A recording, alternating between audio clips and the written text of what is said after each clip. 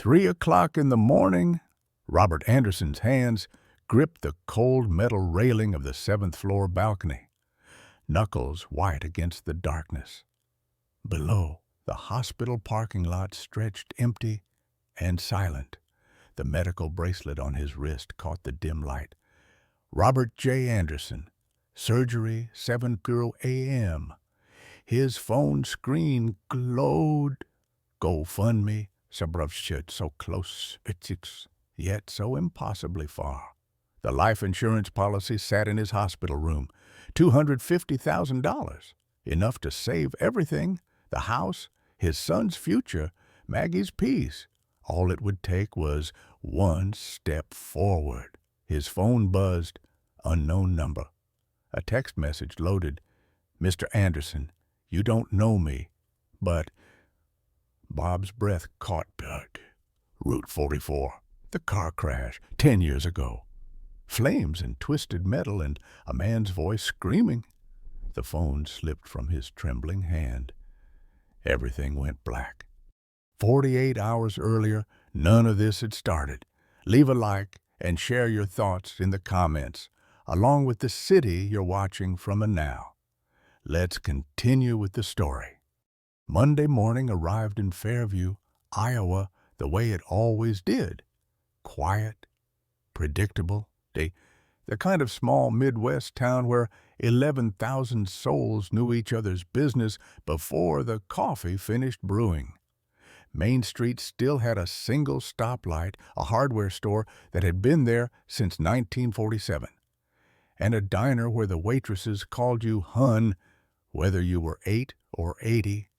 Bob Anderson had lived here all his 58 years, retired from the Postal Service after 33 years of delivering mail through rain, snow, and Iowa's legendary summer heat.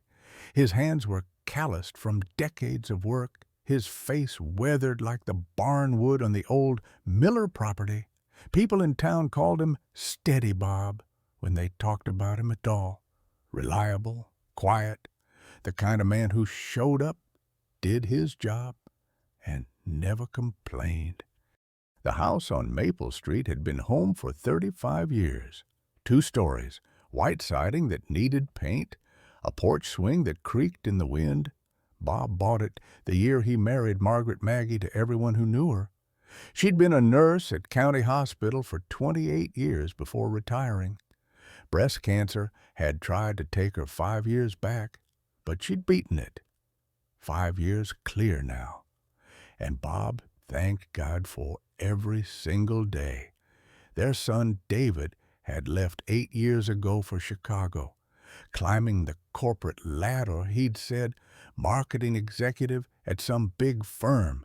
Made his parents proud, called every Sunday like clockwork, though his visits had grown sparse. Last Christmas had been 2 years ago now. But Bob understood.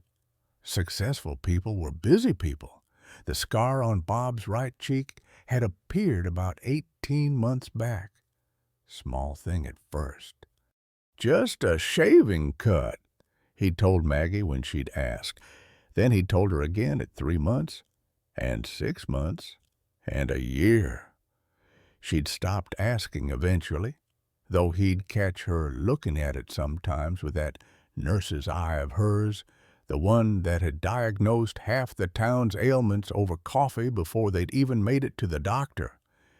Dr. Thomas Hayes had been their family physician for 35 years. Good man, came to their wedding, never missed sending a card on their anniversary. Bob trusted Tom Hayes with his life. Patricia Thompson lived next door, 70 years old, widowed for 8 years, spent most of her time watching the neighborhood from her kitchen window, not in a nosy way, or so she'd insist, just keeping an eye out. That's what neighbors did in towns like Fairview. Jake Morrison ran the barber shop on Main Street, had been cutting Bob's hair for 20 years. Salt of the earth. Vietnam, vet like Bob. Though Jake had seen combat, Bob's service had been stateside, Supply depot work, nothing heroic. It was an ordinary Monday in an ordinary town where ordinary people lived ordinary lives until 2 o'clock that afternoon, when everything stopped being ordinary at all. The September sun beat down mercilessly as Bob pushed the lawnmower across the front yard. Sweat soaked through his shirt. The heat shimmered off the pavement, making the street look like it was melting. He'd started early, but 2 o'clock in Iowa during harvest season felt like standing in an oven. Inside, Maggie was making lemonade. He could see her through the kitchen window, moving with that efficient grace she'd never lost. 35 years, and she still made his heart skip. The dizziness hit without warning. Bob stopped, one hand on the mower handle, the other reaching for his forehead. The world tilted slightly. He blinked. Just the heat. He'd been out here too long. He touched his cheek where the scar was. His hand came away red, blood, fresh blood, more than usual. The wound was bleeding again, soaking through the small bandage he'd covered it with that morning. His stomach lurched. Bob stumbled toward the bushes and vomited into the hydrangeas Maggie had planted last spring. Bob. Patricia Thompson's voice carried from next door. She was standing on her porch, hand shading her eyes. Bob, are you all right? He tried to wave her off, but his arm felt heavy. The world was spinning now, really spinning. The sky and ground traded places. Bob. Patricia was running across her lawn, moving faster than he'd seen her move in years. The grass rushed up to meet him. Bob's knees hit first, then his shoulder. He heard Maggie screaming his name. The back door slammed open. "Someone call 911, Patricia was shouting. Maggie's face appeared above him. Her hands pressed against his cheek, trying to stop the bleeding. "Bob, stay with me, honey." He wanted to tell her he was fine, just the heat, just a little dizzy. But the words wouldn't come. The sirens seemed to arrive in seconds, though later Maggie would say it was 8 minutes. 8 minutes of her kneeling in the grass, holding her husband's head in her lap, watching blood seep through her fingers. The EMT was young Jason Curtis, who used to get mail at the post office when Bob still delivered. "Mr. Anderson, can you hear me?" Bob managed a nod. "We're taking you to county. You're going to be fine." Vitals rattled off in numbers Bob didn't understand. Blood pressure low, something about dehydration, possible infection. The words blurred together. Maggie climbed into the ambulance, still wearing her kitchen apron. Her hands were shaking as she pulled out her phone and dialed David. It went to voicemail. "David, it's Dad. We're going to the hospital. Please call me back." County Hospital's emergency room was busy for a Monday. Dr. Rebecca Sullivan, young and efficient, examined Bob within 15 minutes of arrival. She was new to Fairview, fresh out of residency, but she had good hands. "Steady, Mr. Anderson. I need to look at your face." She pulled on latex gloves and carefully removed the bandage Bob had taped over the wound that morning.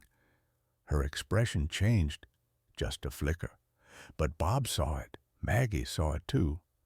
The wound was 3 inches long now, irregular edges, deep enough that bone showed white at the bottom. The tissue around it had turned a mottled purple and gray, hard nodules pressed against the surrounding skin. "I'm ordering a CT scan and a biopsy," Dr. Sullivan said, her voice professionally calm. "And I'm calling Dorhays." Maggie's hand found Bob's. Her grip was tight enough to hurt. "How bad is it?" Dr. Sullivan met her eyes. Let's wait for the scan results. That was when Bob knew. When they didn't answer the question, the answer was bad. Dr. Thomas Hayes arrived within 30 minutes of the call, which meant he'd dropped everything and driven well over the speed limit. Bob had known Tom Hayes for 35 years, since the day he'd married Maggie at St. Michael's. Hayes had been there in the third pew, fresh out of medical school and new to Fairview. Now his hair was white and his shoulders slightly stooped. But his eyes were still sharp. He looked at Bob's face and closed his eyes for just a moment. That told Bob everything. Tom, Maggie's voice cracked on his name. What is it? Hayes pulled up a chair. Let's wait for the scan results. Margaret, don't give me that. Maggie stood, her nurse's training kicking in. I worked with you for 20 years. I know that look. Tell me. Hayes glanced at Bob, who nodded. They'd always been honest with each other. How long has he had this wound? Maggie really had it. The question hung in the air. Maggie looked at Bob, then back at Hayes. He said a few weeks. Margaret. Her shoulders sagged. Maybe longer. Maybe a year. He kept covering it up. I stopped pushing because I thought, her voice broke, I thought he'd go to the doctor when he was ready. Hayes took her hand. This isn't your fault. How long? Tom. How long has he really had it? Bob's throat was dry. He managed one word. 2 months, Maggie asked. Years, Bob whispered. The silence that followed was the loudest sound in the room. Maggie pulled her hand away from both men. She stood there, swaying slightly, as if the floor had shifted beneath her feet. 2 years!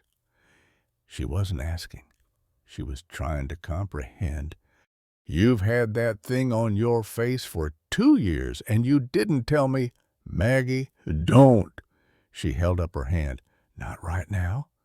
Hayes cleared his throat. I'll go check on those scan results. After he left, Maggie sat down hard in the plastic chair. She didn't look at Bob, just stared at the wall where a poster about hand washing hung at a crooked angle. Your mother, she finally said. That mark on her forehead. Bob nodded. His mother had died of melanoma when he was 25. He'd watched it eat away at her. Watched the treatments fail one after another, watched her waste away until she was nothing but pain and apologies. I was scared, he said, of what dying or telling me, both. So you chose to die alone rather than live honestly. Maggie's voice was flat. You just beat cancer, Maggie, 5 years ago. How could I put you through that again? So you decided for me. You decided what I could handle. I was trying to protect you from what? Bob? From being your wife? From our marriage vows? Maggie finally turned to look at him. Her eyes were red but dry. In sickness and in health.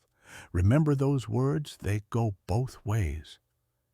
A knock at the door interrupted them. Maggie's phone buzzed at the same time. She looked at the screen, then silenced it. Bob caught a glimpse of the name David. Hayes came back in with a tablet. His face was grave in a way that made Bob's chest tighten. Bob has basal cell carcinoma, skin cancer. Hayes sat down, holding the tablet so they could see the CT images. It's advanced. The tumor has invaded deep tissue and possibly bone. Maggie gasped. Her hand went to her mouth. If he'd come in when it first appeared? Hayes paused. But now we're looking at major surgery. I'm referring you to Dr. Sarah Mitchell at University Hospital. She's the best oncological surgeon in Iowa. I've already called. She can see you Wednesday." "Wednesday?" Maggie asked. "That's 2 days away." "Surgery needs to happen within 2 weeks," Hayes said. "The sooner the better." Bob felt the words like blows. Surgery, cancer, advanced. 2 weeks. "What if I'd come in 2 years ago?" he asked quietly. Hayes met his eyes. "Simple office procedure, $1,500, an hour of your time." Maggie stood and walked out of the room without another word. Bob lay back on the hospital bed and stared at the ceiling tiles. He'd counted to 47 before Hayes spoke again. "She'll come around. Give her time." But Bob wondered if time was something he still had to give. They kept Bob overnight for observation. Maggie sat in the chair beside his bed, but the space between them felt like miles. She'd tried calling David 3 more times. Each call went to voicemail around midnight. When the nurses had dimmed the hallway lights and the hospital settled into its nocturnal rhythm, Bob finally spoke. "I saw it on Ma's face first, that same kind of mark." Maggie didn't respond, but she was listening. "She told me it was nothing. For months, she said it was nothing. By the time she finally went to the doctor, it was too late." Bob's voice was barely above a whisper. "I watched her die. Maggie, watched the cancer eat her alive. The treatments just made it worse. She suffered for nothing." "So you thought you'd spare me by doing the same thing she did?" "I thought I could handle it alone." "That's not how marriage works, Bob. That's not how any of this works." Maggie finally looked at him. "I beat cancer. You were there every single day, every chemo session, every scan, every moment I thought I was going to die. You held my hand through all of it." "I know. Then why couldn't you let me hold yours?" Bob had no answer for that, while he slept fitfully. Maggie went through his wallet looking for the insurance card. The hospital would need it for billing. She found it tucked behind his driver's license. But something else fell out when she pulled the card free. A folded piece of paper, worn soft from handling. She opened it. A medical bill from Tutti Tutti, from her oncologist. The total at the bottom made her breath catch. $287.04. Stamped across it in red ink, paid in full. But Maggie remembered the insurance covering everything. The representative had said so. She'd never seen a bill this large. She kept searching. Found another paper tucked in the hidden compartment of his wallet. A loan agreement, home equity loan, dated 2020. Amount borrowed, $150,000. Only Bob's signature on the line. The numbers swam before her eyes. She'd never known. He'd taken out a loan against their house, their home, and never told her. For 5 years, he'd been paying it back in secret. Her hands were shaking when Bob woke at dawn. The house. "Bob?" She held up the papers. "You took a loan against the house." He looked at the documents and nodded slowly. "The insurance only covered 60%. I had to come up with the rest somehow." "But you told me it was all covered. You lied to me." "I didn't want you worried during treatment. You had enough to deal with." "How much do you still owe?" $87,000. The number hit her like a physical blow. $87,000, Bob. Your pension is barely enough to cover our regular bills. How have you been paying this $800 a month I've been managing? Managing? Is that why you haven't bought new shoes in 3 years? Why you eat leftovers for a week? Why you said we couldn't afford to fix the roof?" Maggie's voice rose. "You've been starving us financially, and I didn't even know." "I thought I could handle it. You keep saying that like it's some kind of virtue. Handling everything alone isn't strength, Bob. It's pride, and it's killing you." A knock at the door interrupted them. A woman in business casual attire entered with a tablet and a sympathetic expression that Bob had learned to dread.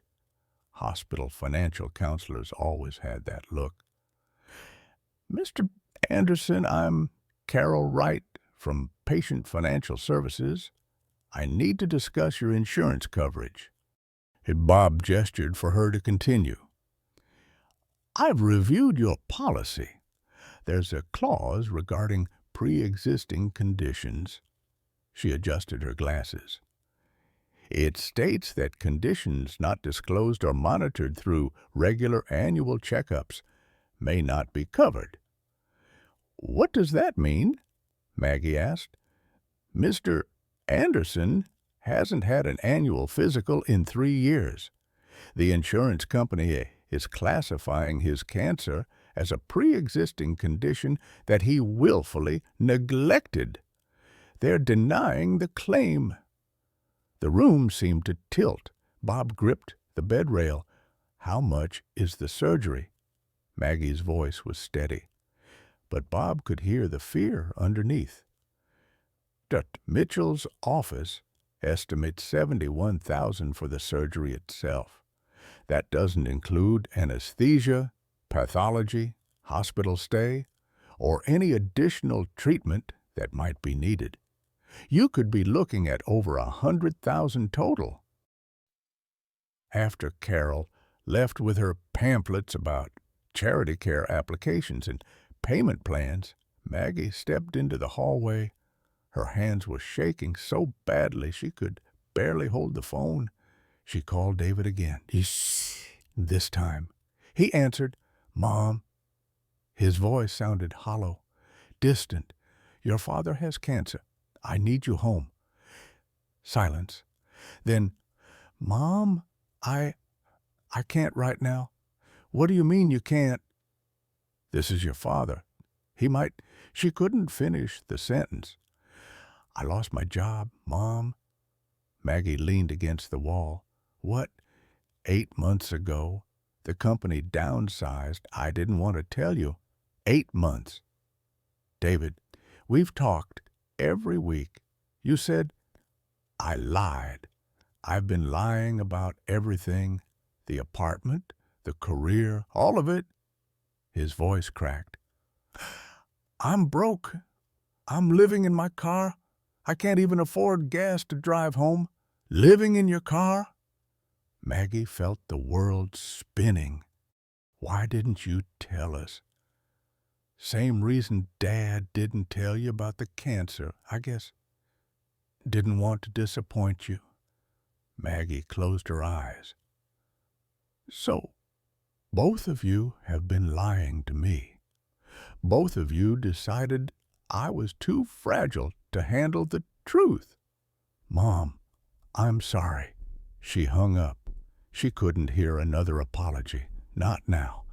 Back in the room, Bob was staring out the window at the parking lot below. "How's David? He lost his job 8 months ago. He's living in his car." Maggie sat down hard. "Apparently, keeping secrets runs in this family." Bob turned to look at her. "What? He's been lying about his life in Chicago the same way you've been lying about your face, the same way you lied about the house. I'm surrounded by men who think protecting me means hiding the truth." "Maggie, I'm tired, Bob. I'm tired of being protected. I'm tired of being lied to. I'm tired of being treated like I'm made of glass." She stood. "I'm going home to shower. I'll be back in a few hours." She left before he could respond. in Fairview. News traveled faster than the morning paper. Patricia Thompson had posted on the Fairview Community Facebook page Monday evening, "Please pray for Bob Anderson. He's in the hospital with a serious illness."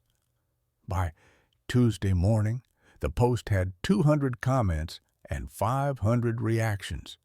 People were asking how to help. The comment section became a discussion board. Jake Morrison wrote, "I noticed something was wrong with Bob's face months ago. Mentioned it during his last haircut. Should have pushed harder." That comment sparked a debate that would split the town for the next week. Mrs. Linda Morrison, no relation to Jake, responded, "It's not our place to force people to see doctors. Everyone has the right to privacy." But Sarah Beth Carter, a young teacher at the elementary school, fired back, "Maybe that's what's wrong with us. We're so worried about privacy that we let people suffer in silence.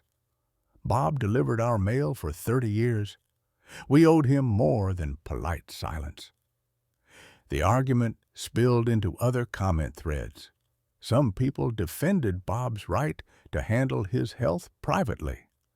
Others argued that in a small town, community meant speaking up even when it was uncomfortable. Patricia read through the comments with growing unease. She'd noticed Bob's wound 6 months ago, had almost said something, but it felt too personal, too invasive. You didn't comment on people's bodies uninvited. Now she wondered if her silence had cost Bob precious time. Wednesday morning arrived with gray skies that matched everyone's mood.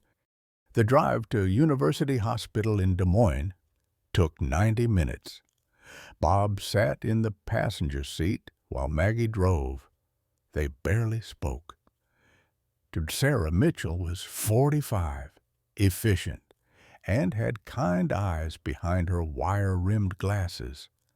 She examined Bob's face with a magnifying scope, taking measurements and photographs. Her touch was gentle but clinical. "Mr. Anderson, I'm going to be direct with you. This is quite advanced." She showed them images on her computer screen. "The cancer has invaded multiple layers of tissue. We'll need to perform Mohs surgery, removing tissue layer by layer and testing each one under a microscope until we reach clear margins."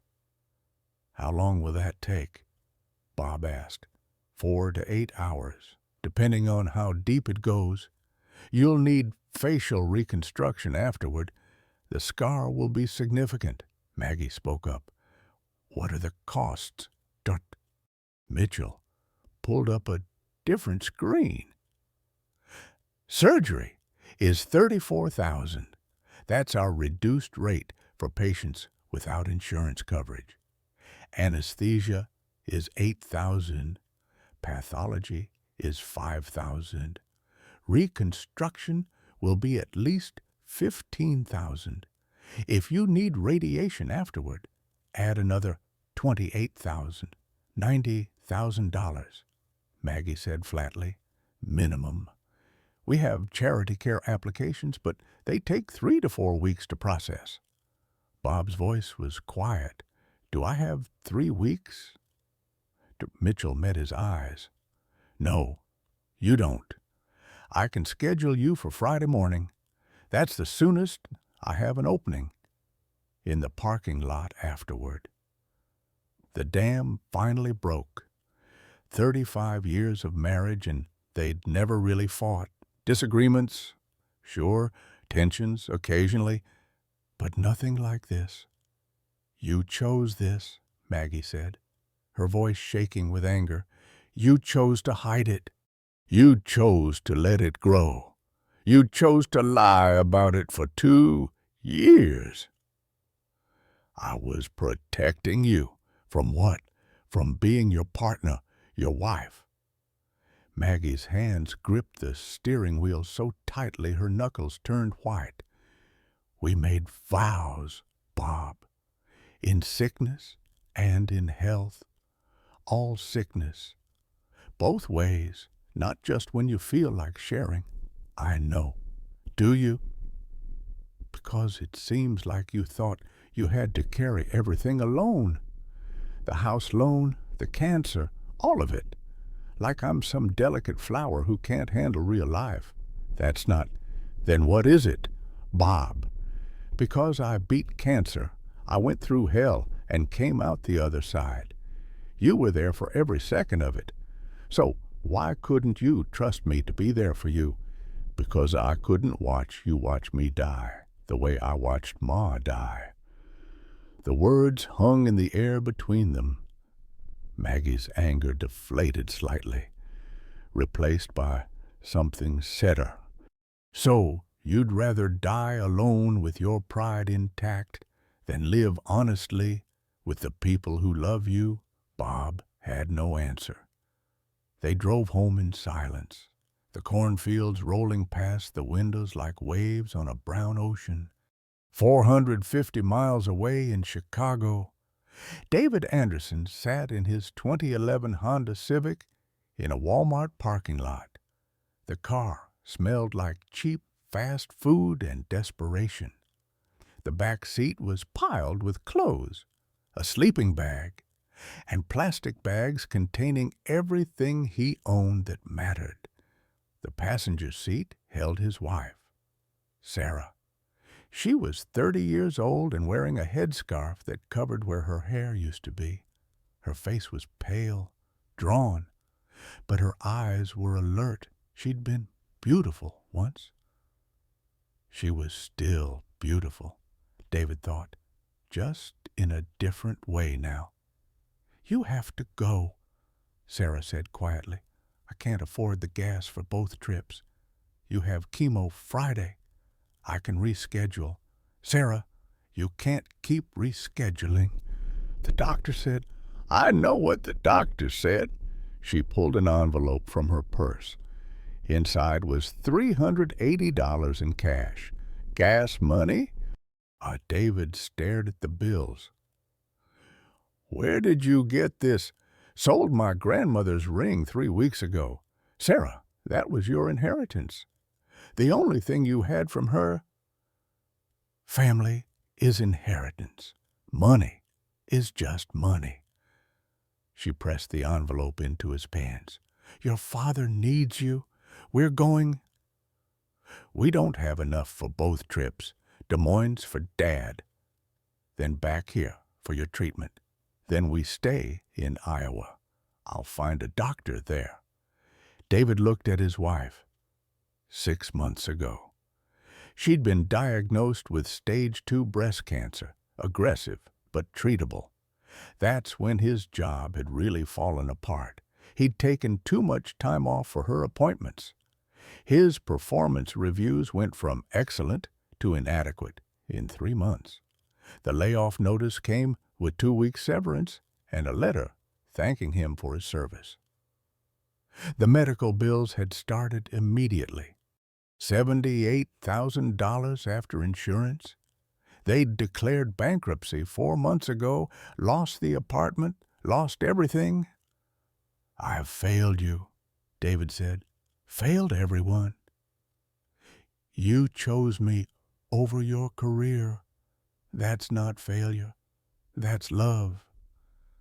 I couldn't choose both. Yes, you could. And you did. You chose the right thing. Sarah squeezed his hand. Now, choose the right thing again. Your father needs you. Let's go home. They stopped for gas, $45, and bought cheap sandwiches for $12. That left $323 between them and complete destitution. The drive would take 7 hours.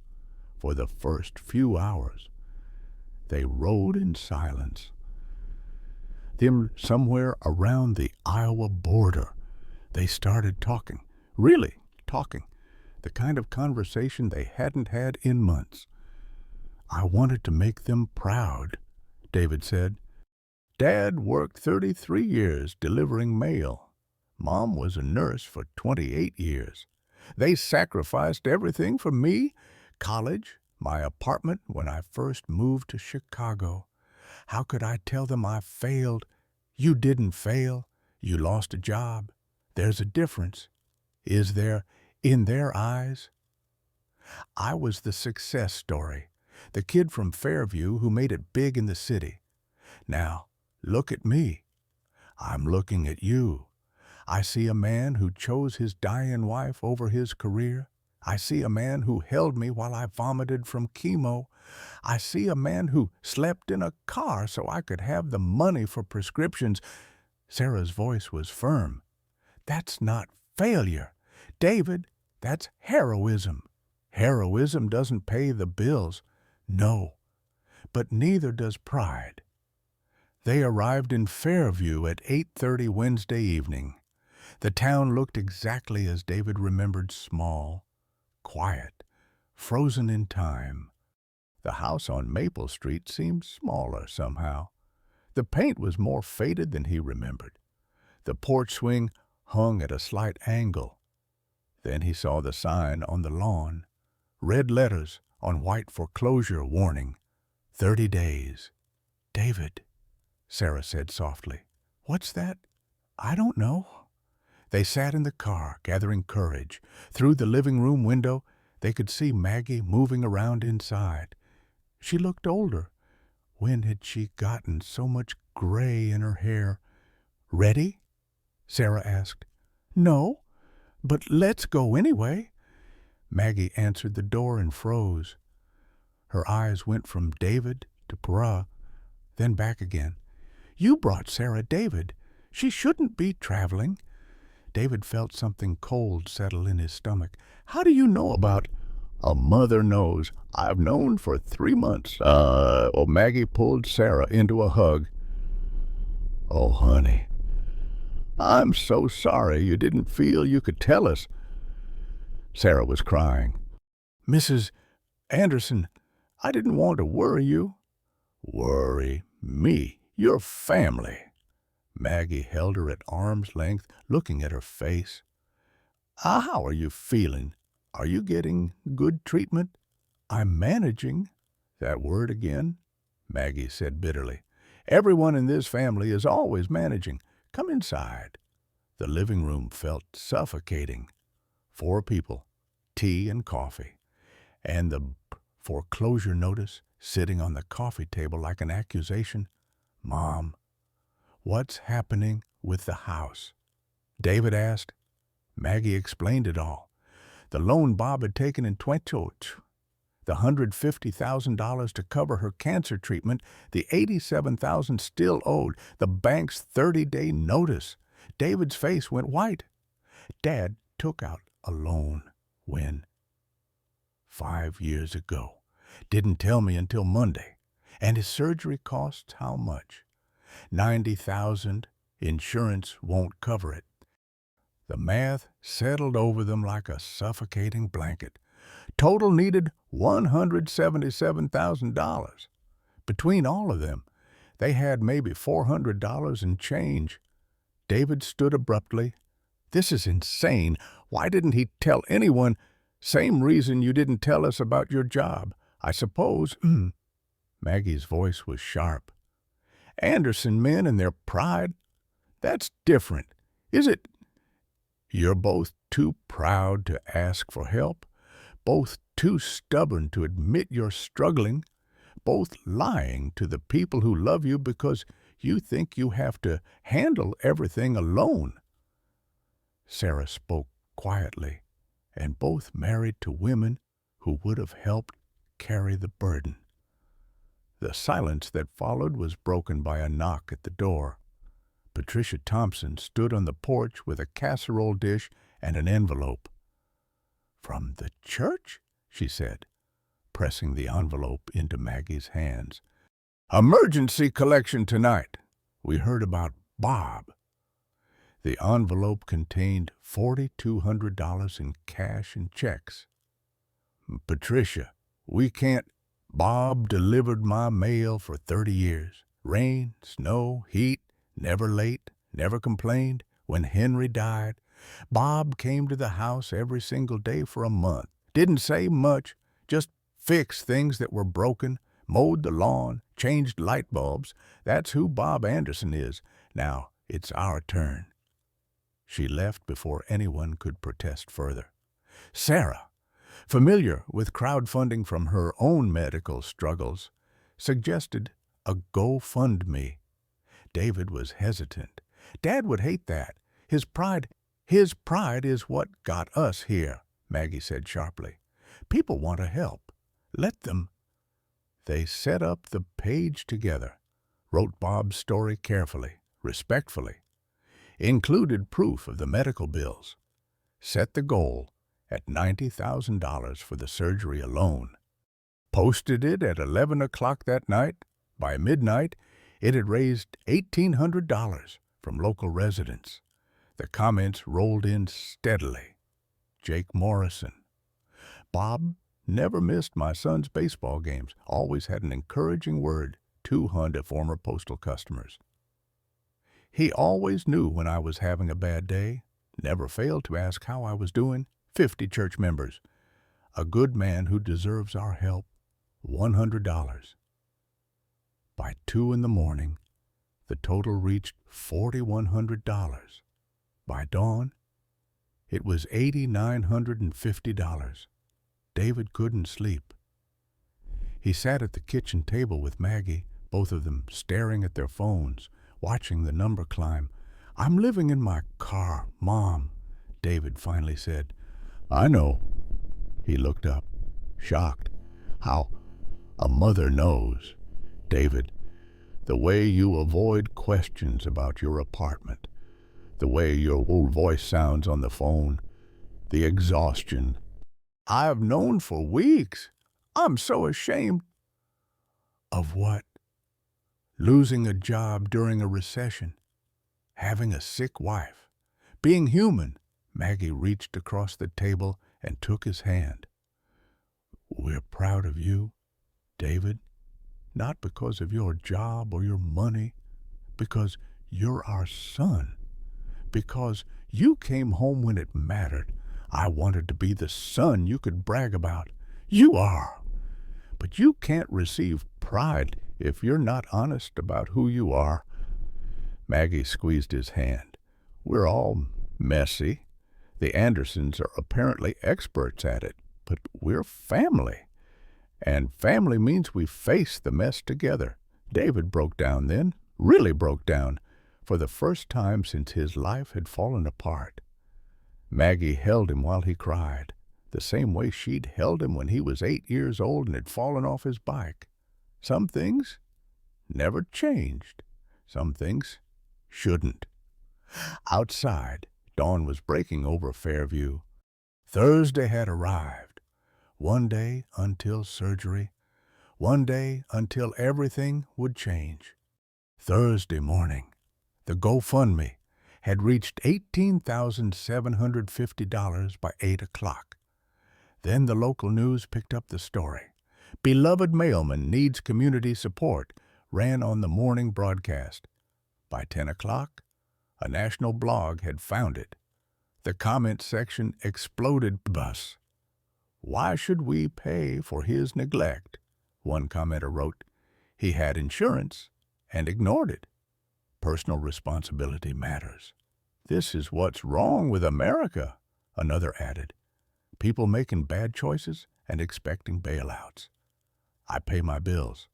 Why can't he?" But the supportive comments outnumbered the criticism.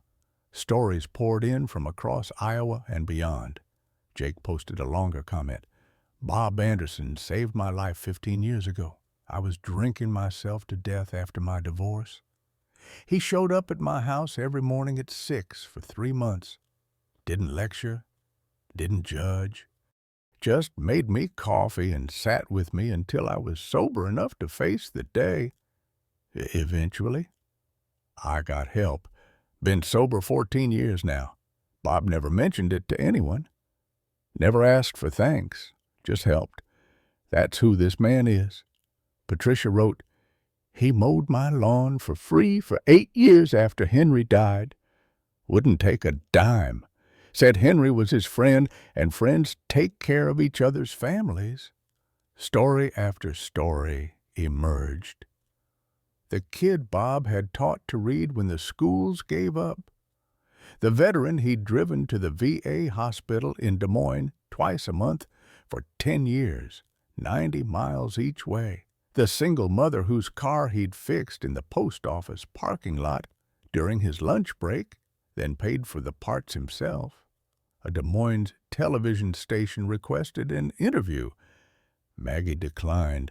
This isn't about publicity. It's about survival. Hooray noon. The GoFundMe had reached $31,200. The comments were now a mix of support and vitriol. But the donations kept coming. David monitored it obsessively. Mom, people are saying terrible things. People always do. We focus on the ones trying to help. Thursday afternoon, Bob went through pre-surgical testing at University Hospital, blood work, EK, chest X-ray. The anesthesiologist consulted with him about his medical history. Forms were signed, consent given. Dr. Mitchell showed them the latest CT scan results. She used a pointer on the computer screen. Mr. Anderson, see this dark area? The cancer has invaded the muscle layer, and here it's reached the mandible. The jawbone? Bob asked. Yes, we may need to remove a portion of it. Reconstruction will be extensive. I'm estimating 6 to 8 hours of surgery now instead of 4. Recovery will be 3 to 6 months. She paused, then added quietly, if we'd caught this at stage 1, it would have been an outpatient procedure. 90 minutes, local anesthesia, minimal scarring. The weight of those words settled over the room like fog. After the consultation, Bob sat alone in the pre-op examination room. A mirror hung on the wall. He looked at himself, really looked, for the first time in months. His right cheek was distorted to jagged and swollen, discolored. The wound stretched 3 inches, angry and raw. How had he not seen how bad it had gotten? How had he convinced himself it was nothing? He remembered 18 months ago. Just a tiny bump. 12 months ago, a small scab. 6 months ago, the size of a dime. 3 months ago, a quarter. Now it dominated his face, disfiguring him. A voice in his head whispered, "What have you done?" A knock interrupted his spiral. A young nurse named Jenny Parker entered to do his pre-op prep. She was maybe 28, efficient and kind. "How are you feeling, Mr. Anderson?" "Scared," he admitted. "That's normal." She checked his vitals, made notes on her tablet. Then she said, "My dad did the same thing, ignored a lump." Bob looked at her. "What happened?" Jenny paused in her work. "We lost him.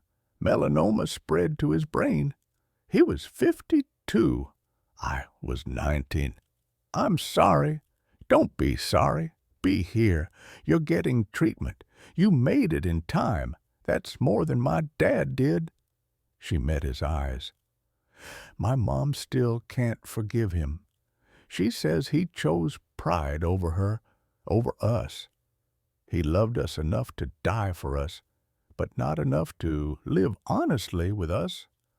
The words hit Bob like a punch to the gut. "Your family is here," Jenny continued. "In the waiting room. That means you chose them. Remember that tomorrow when things get hard." After she left, Bob sat in cadence. Chose them. Had he? Or had he chosen his pride and just gotten lucky that they showed up anyway? Carol Wright, the hospital financial counselor, returned with updates. The GoFundMe was at $42,680. Still needed $28,320 for just the surgery. And that didn't touch the house loan or any additional treatment. We can work with you on a payment plan, Carol said gently. But I have to be honest, the bank holding your home equity loan isn't as flexible. They're not moved by medical emergencies. Patricia had tried to negotiate with them.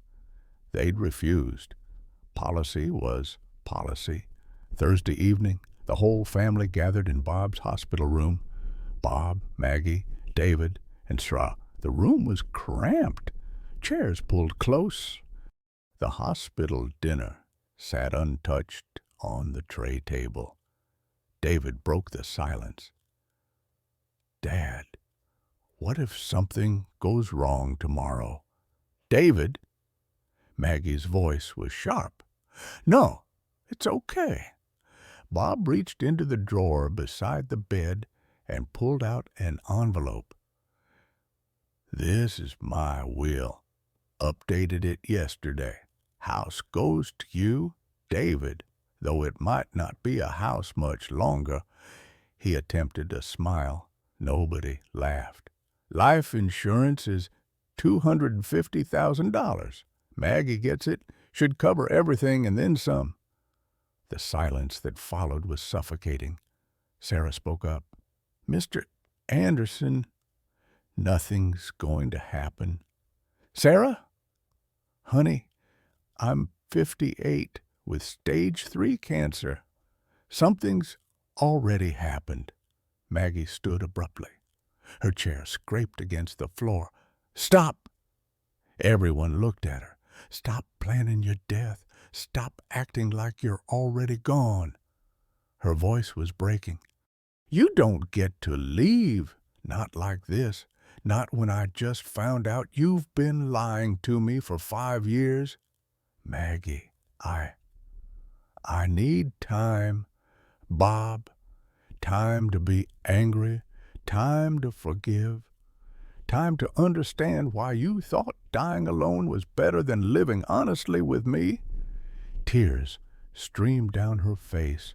You can't rob me of that by dying tomorrow. Bob reached for her hand.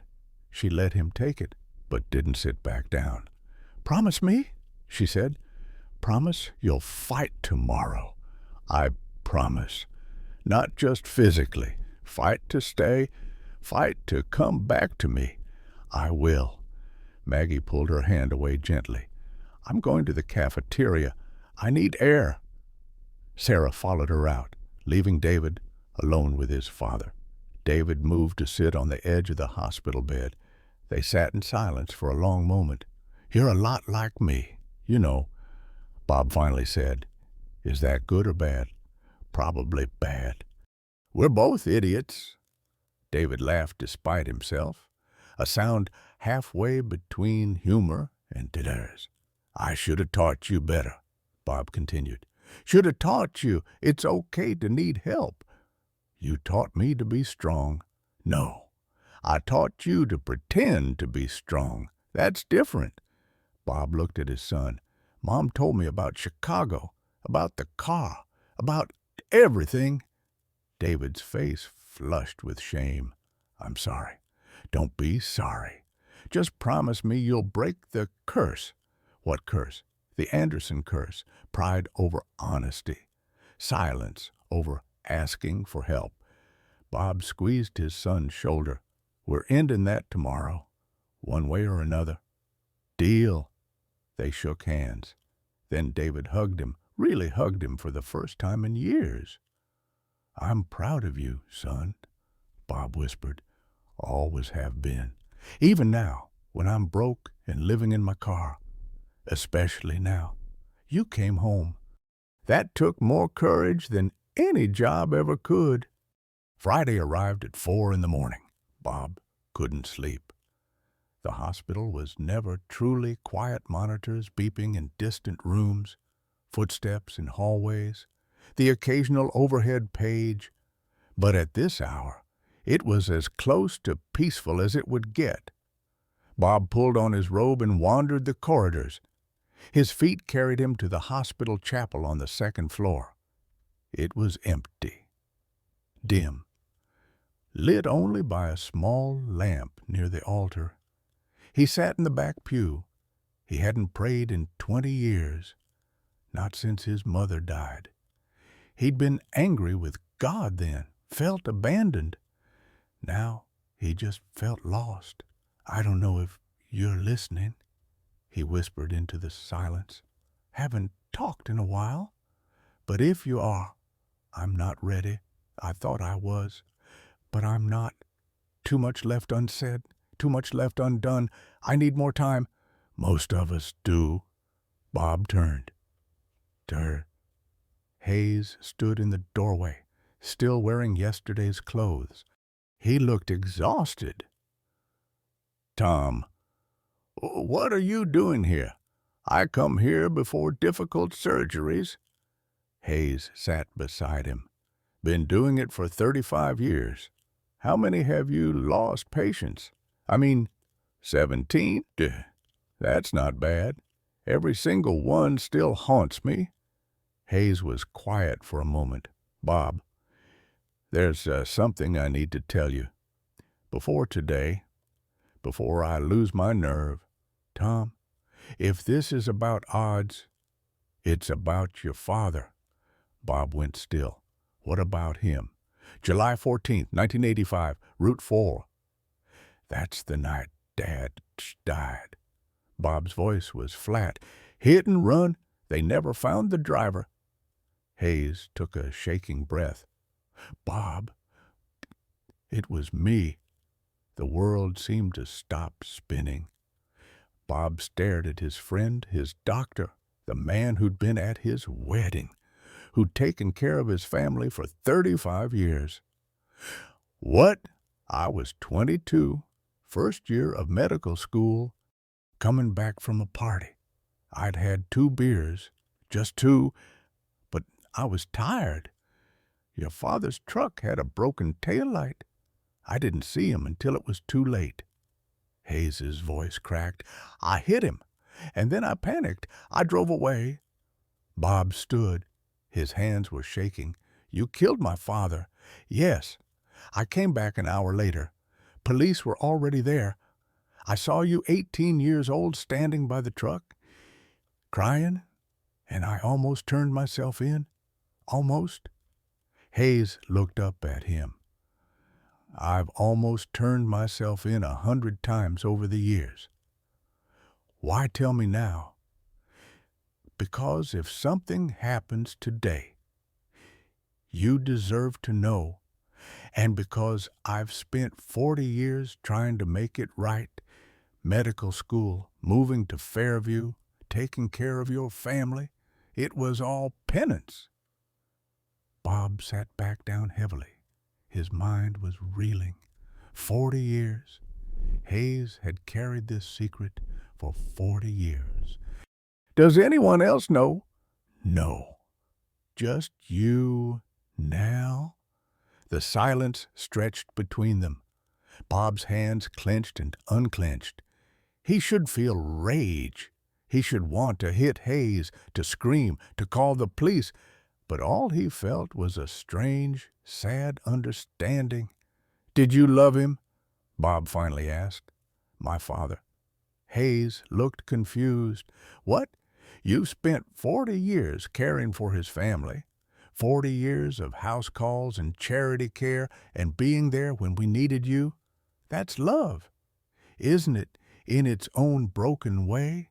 Bob, I don't deserve, nobody deserves forgiveness. Tom, that's why it's called grace." Bob extended his hand. "Thank you for telling me, for everything after." Hayes stared at the offered hand. "You're not going to—" "What turned you in hate you?" Bob shook his head. "We both spent decades carrying secrets that were killing us. The difference is, you spent your secret trying to save lives. I spent mine running from mine." They shook hands. Then Hayes pulled him into a hug and wept against his shoulder. "Your father would be proud of you," Hayes said, when he could speak again. "He'd be proud of you, too. Look what you became." At 7 o'clock, they wheeled Bob toward the operating room. Maggie walked beside the gurney as far as they'd let her. Her hand gripped his. "I love you," she said. "Come back to me. I will." The anesthesiologist began the countdown. "Count back from 10, Mr. Anderson. 10, 9, 8, Maggie, 7. The world went black. In the waiting room, Maggie sat with David, Sarah, Patricia, and Jake. Others from town trickled in throughout the morning. The waiting room filled with quiet conversations and nervous glances at the clock. Every hour, a surgical nurse came out with updates. "Dr. Mitchell is still working. Everything is proceeding as expected." At 11 o'clock, 4 hours in Dr. Mitchell emerged. She was still in her scrubs, mask pulled down. Her face was serious in a way that made everyone stand. "We have a complication." Maggie's hand went to her throat. "What kind?" "The tumor is larger than the imaging showed. It's wrapped around the facial nerve." Mitchell spoke slowly, clearly. "If I remove it all, Mr. Anderson will have permanent facial paralysis on the left side. He won't be able to smile, close his eye, or control that side of his face, ever." "But if you don't remove it all," David asked, "the cancer will come back." "Probably within a year." Maggie felt the floor tilt beneath her. "What are you asking me? You're his medical proxy. I need permission to sacrifice the nerve to save his life." The decision seemed impossible. Bob's face, his smell, the way his eyes crinkled when he laughed, all of that would be gone from one side. "Will it save his life?" Maggie asked. "It gives him the best chance." Maggie closed her eyes, saw Bob's face the day they married, the day David was born, every morning for 35 years across the breakfast table. Then she saw him in a coffin. "Do it." Mitchell nodded. "I'm sorry. This will be hard for him." She returned to the operating room. 6 hours became 7. The GoFundMe updates kept coming on everyone's phones. $54,780, 76% of the goal. Comments poured in from across the country now. People sharing their own stories of delayed medical care, of pride preventing help, of communities coming together. David stepped outside to clear his head. His phone rang. Sarah's oncologist. "Mr. Anderson, your wife missed her chemotherapy appointment today." David looked through the window at Sarah sitting with his mother. "She's with family. Medical emergency. She cannot miss treatments. This is critical. Stage 2 is treatable, but timing matters. Every week counts. Missing sessions could significantly impact her outcome." The words hit him like stones. Impact her outcome. He knew what that meant. It meant death. He hung up and slid down on the wall outside, head in his hands. Tell Sarah, and she'd leave immediately for Chicago, abandoning his father. Stay quiet, and she risked her life. The impossible choice between the people he loved. At 2 o'clock, 7 hours in Deer, Mitchell emerged again. She looked exhausted. "We got it all." The collective exhale was audible, But there's more. And Mitchell sat down. The bone involvement was worse than expected. I had to remove a portion of his jaw. He'll need reconstructive surgery in 3 to 6 months. Titanium plate, bone grafts, another $40,000. Maggie absorbed this. Another $40,000 on top of everything else. The number didn't even feel real anymore. "But he's alive?" she asked. "He's alive, in recovery now. You can see him in an hour." After Mitchell left, the GoFundMe notifications kept coming. By 3 o'clock, it had reached $68,900, 97% of the goal. So close. Then a story appeared on a national news site. The photo they'd taken in the hospital room, Bob in bed.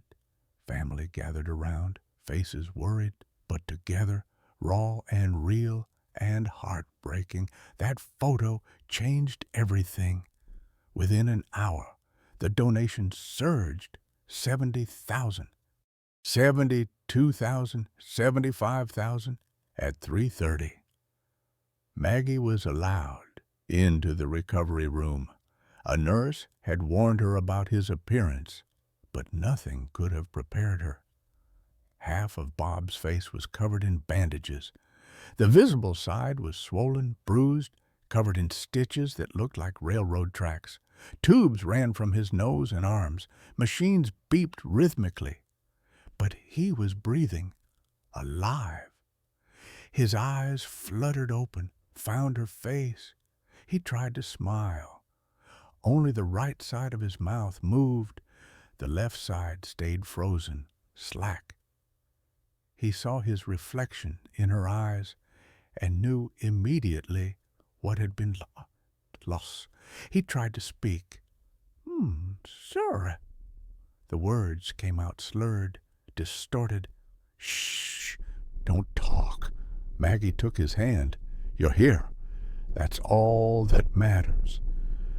Bob's tears fell only from his right eye. The left side couldn't cry. Maggie kissed his forehead. "Welcome back." Friday evening, while Bob slept in recovery, something extraordinary happened. A man named Michael Foster pulled up to the Anderson home in a black sedan with Minneapolis plates. He was 48, wearing a business suit, carrying a briefcase. Maggie answered the door, exhausted from the day at the hospital. David and Sarah stood behind her.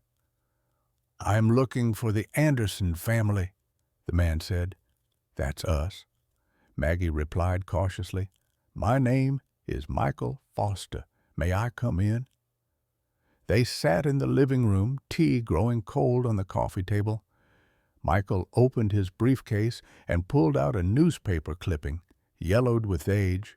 10 years ago, July 2000, I was in a car accident on Route 44. David and Maggie exchanged glances. Route 44, where Bob's father had died. "A truck hit me. My car caught fire. I was unconscious. Trapped." Michael's voice was steady but emotional. "A man stopped, pulled me out through the window, saved my life. I woke up in the hospital 3 days later. Never got his name. The police report just said, 'Good Samaritan, unknown.'" He showed them the clipping. The photo was grainy, showing the back of a man pulling someone from a burning vehicle. "I've been trying to find him for 10 years. Then last week, I saw the GoFundMe, saw Bob's photo." Michael pulled out another picture, clearer, taken by a passerby at the accident scene. "I recognized him," Maggie gasped. "It was Bob, unmistakably Bob." "Dad never mentioned this," David said quietly. "He probably didn't think twice about it. But he gave me tomorrow. I have a wife now, Rachel. 2 kids, Joshua and Emma. None of that exists if not for him.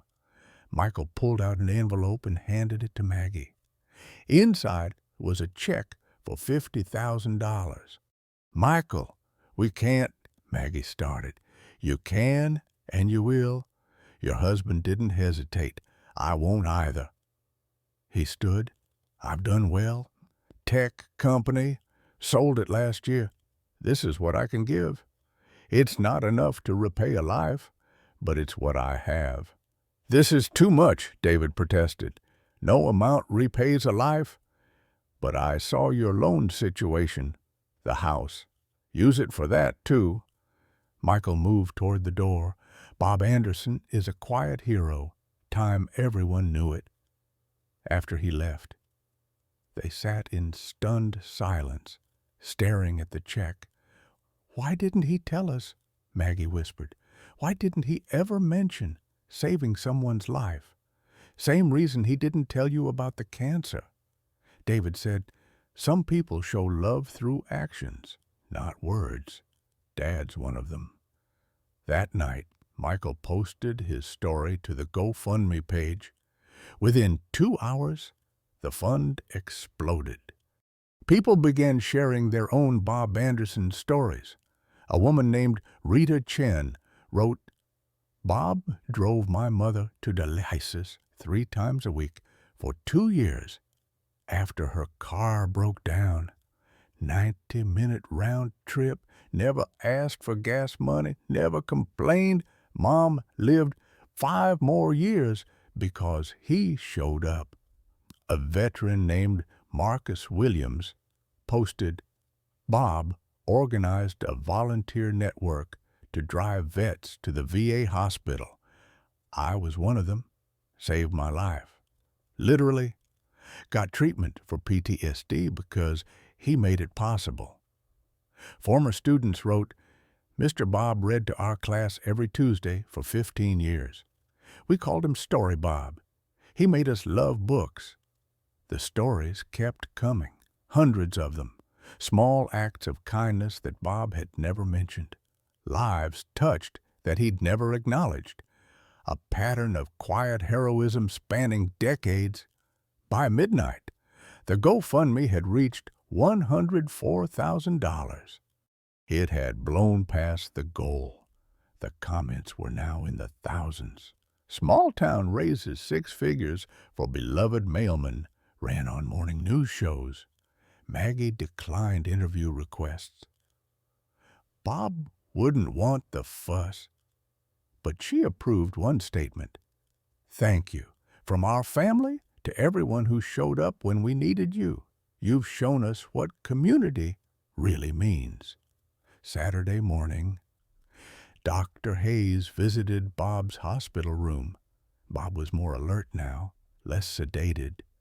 He could write notes on a pad the nurses had provided. Hayes entered tentatively. "I didn't know if you'd want to see me after yesterday." Bob gestured for him to sit down. He wrote on the pad, "You've been paying debt for 40 years. Isn't that enough?" Hayes pulled out an old journal from his bag. "I need to tell you everything. I've kept record, every family I helped, because of your father." He showed Bob the pages. House calls made when most doctors had stopped doing them, 1,247. Bills written off or reduced, 890. Charity care given over 35 years, $340,000. After-hours emergencies answered 156. Every single one. I asked myself, what would Bob Anderson Sr. do? Hayes's voice broke. "I've tried to be the doctor he never got." Bob wrote, "You knew my dad. We met once, 2 weeks before the accident. His truck broke down. I stopped to help. We talked for an hour waiting for the tow truck. He talked about you, how proud he was, said you were going to be something special." Tears streamed down Hayes's face. "That's what haunted me most. I took him from you." Bob wrote, "No, accident took him. You just happened to be there. But you've given him back to me through your care, through keeping me alive to know my son and debt paid. Let it go." Hayes pulled out another envelope. "My retirement savings. $78,000 for your reconstructive surgery and whatever's left." Bob shook his head vigorously and wrote, "Can't accept." "Bob, I have no children. My wife passed 5 years ago. I was going to travel, see Europe, but I can't enjoy that life knowing I still owe yours. Please, let me do this." Bob wrote, "Not last thing, just another thing. Keep being my doctor and friend." Hayes broke down completely. "You'd still call me friend." Bob nodded and extended his hand. They shook, then embraced. "Your father would be proud of you," Hayes said. Bob wrote, "He'd be proud of you, too. Look what you became." When Maggie entered and heard the story, saw the journal and Hayes's check, she was quiet for a long moment. "So all these years—" She said finally. "I should have told you both," Hayes said. "I'm sorry."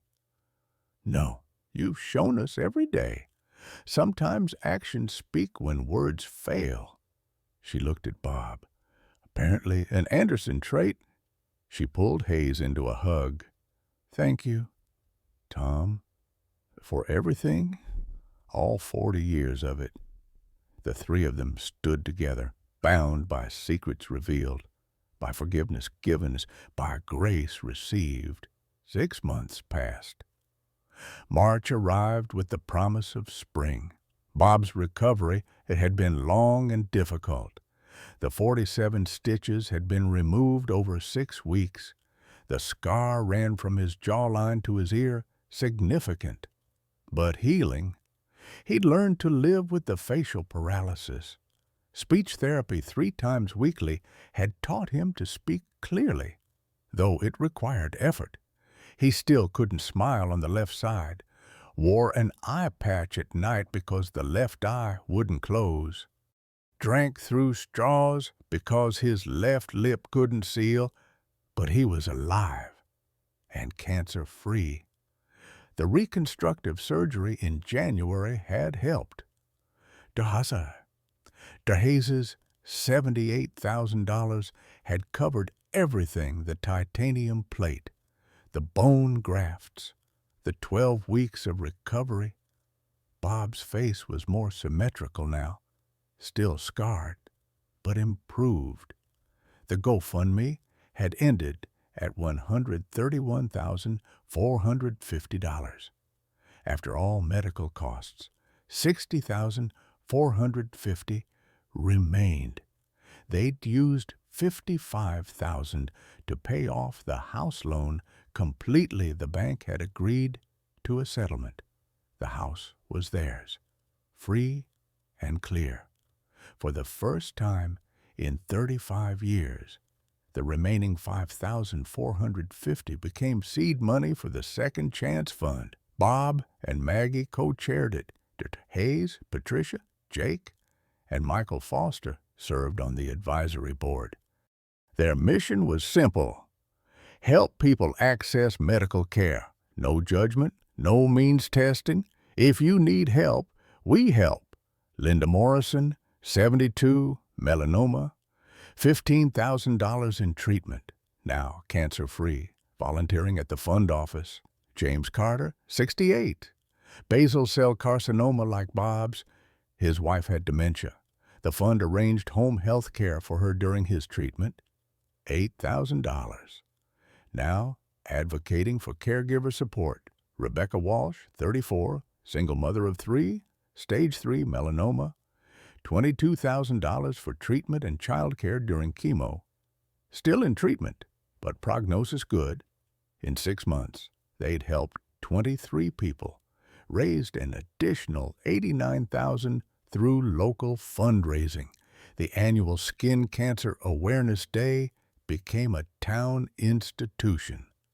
The first event in September had drawn 347 people for free screenings.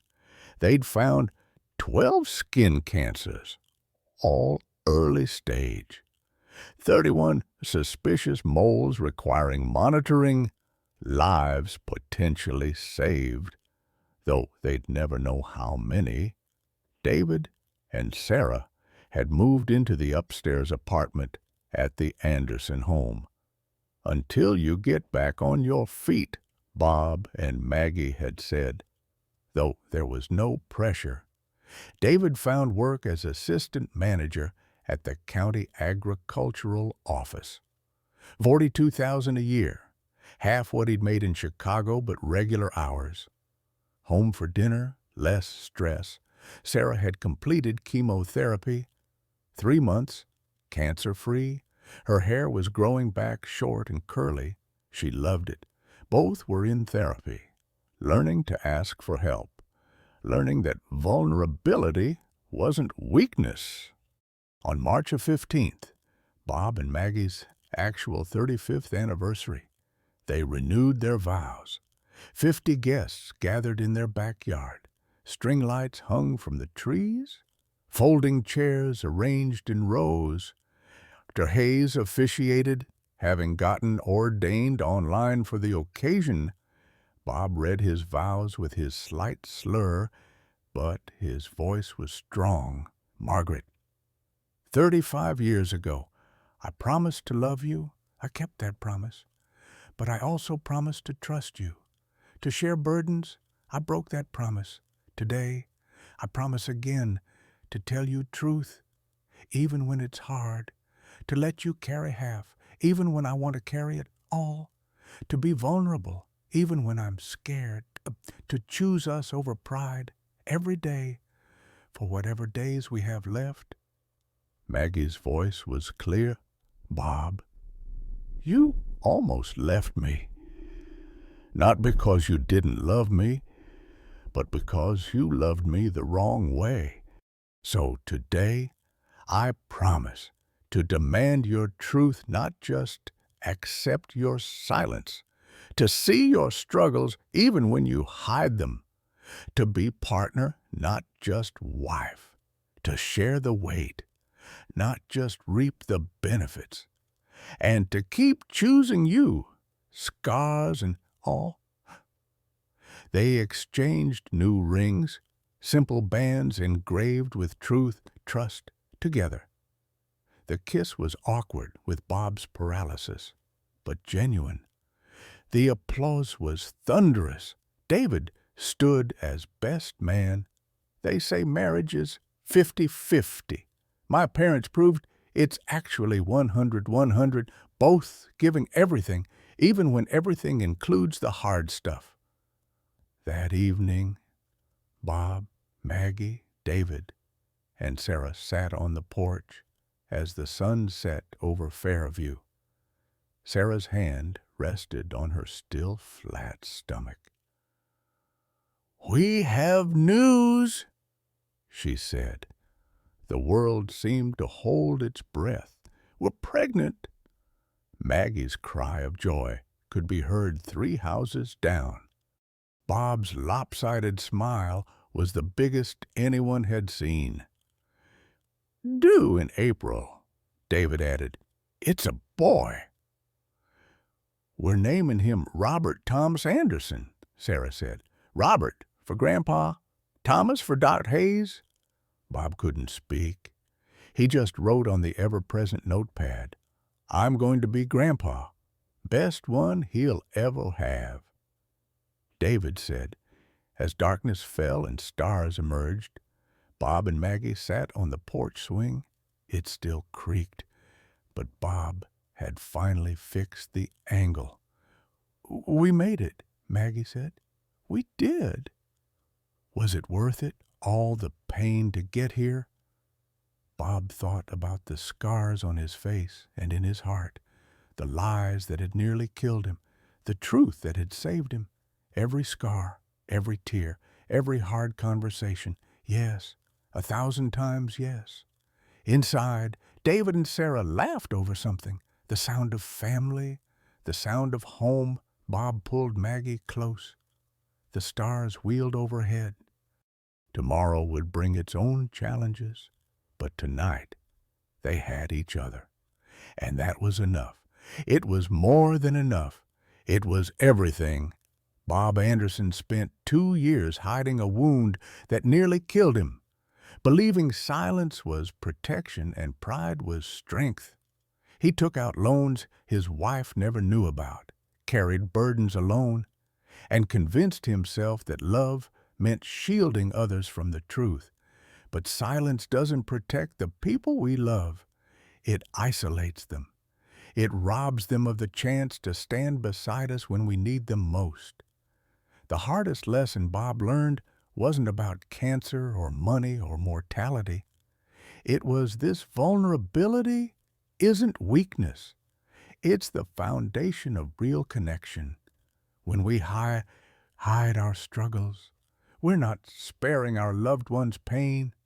We're denying them the privilege of loving us completely, scars and all. Bob's story reminds us that the strongest marriages, the deepest friendships, and the most resilient families aren't built on perfection. They're built on honesty, even when it hurts, especially when it hurts. Have you ever kept a burden to yourself to protect someone you love, only to realize later that sharing it would have brought you closer? What's one truth you wish you'd shared sooner with someone who matters? Share your story in the comments below. Your experience might be exactly what someone else needs to hear today.